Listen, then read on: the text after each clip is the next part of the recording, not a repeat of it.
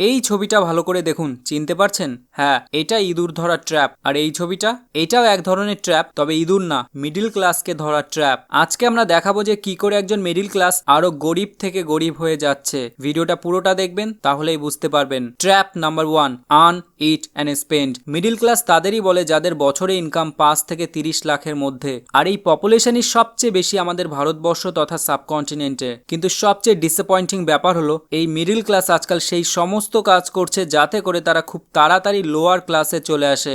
এদের শুধুমাত্র একটি লক্ষ্য, ইনকাম করো, খাও এবং খরচ করো। টাকা পয়সা ইনকাম করার সময় মিডিল ক্লাসরা খুব চিন্তা করে, খুব পরিশ্রম করে, কিন্তু সেই টাকা যখন খরচ করার সময় আসে তখন তারা পুরোপুরি অন্ধ হয়ে যায়। এদের মতে আনন্দ করতে হলে আজকেই করো, কালকে কি হবে কেউ জানে না। ওকে, আপনাকে একটা এক্সাম্পলের মাধ্যমে বোঝাই। এনার নাম রাহুল, যিনি একজন আইটি কোম্পানিতে কাজ করে, যার প্রতি মাসের ইনকাম 40,000 টাকা। এবার প্রবলেমটা হলো রাহুলের বাড়ি থেকে তার অফিস অনেকটাই দূরে, যার জন্য তাকে ওলা বা উবার নিতে হয়, যেখানে তার একদিনের খরচ 150 টাকার মতো। তখন সে চিন্তা করে যে মাসে 20 দিন তাকে 150 টাকা করে দিতে হবে, অর্থাৎ 20 গুণ 150 সমান 3,000 টাকা এবং বছরে 36,000 টাকা।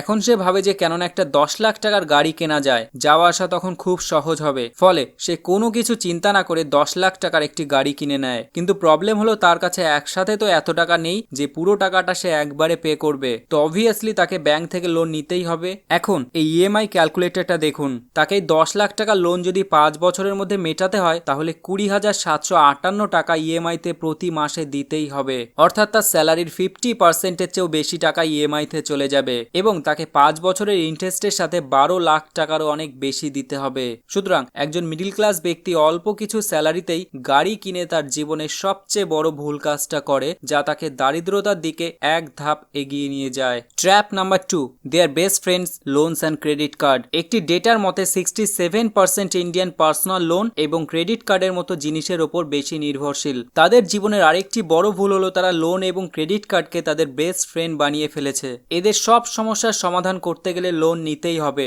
এই সমস্ত প্রবলেমের সবচেয়ে বড় কারণ হলো তাদের ইনকাম এবং খরচের মধ্যে কোনো ব্যালেন্স নেই।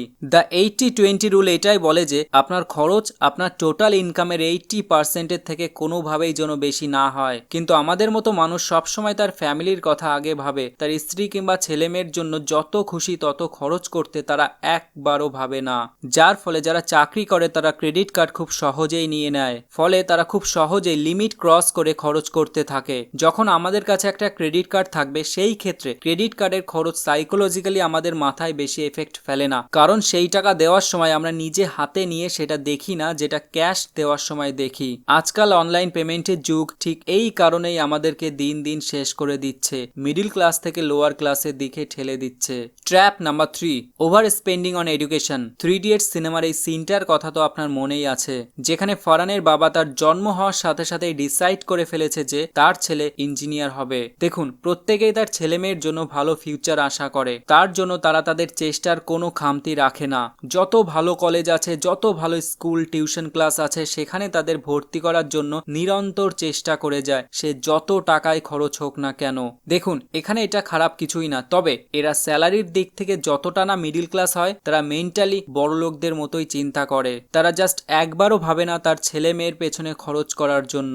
এই আর্টিকেলের মতে ইন্ডিয়াতে ক্লাস 12 পর্যন্ত পড়াশোনা করার খরচ একটা ভালো স্কুলে 30 লাখেরও বেশি, আর কলেজে সেটা কোটিকেও ছাড়িয়ে যায়। এখানেই শেষ না, আজকাল তো একটি ট্রেন্ড চলছে বিদেশে গিয়ে পড়াশোনা করার, সেখানে ভালো ভালো কলেজে ভর্তি হওয়ার, আর যেখানকার ফিজ আকাশ ছোঁয়া।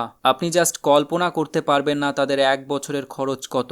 Trap number 4, less focus on health care and no insurance.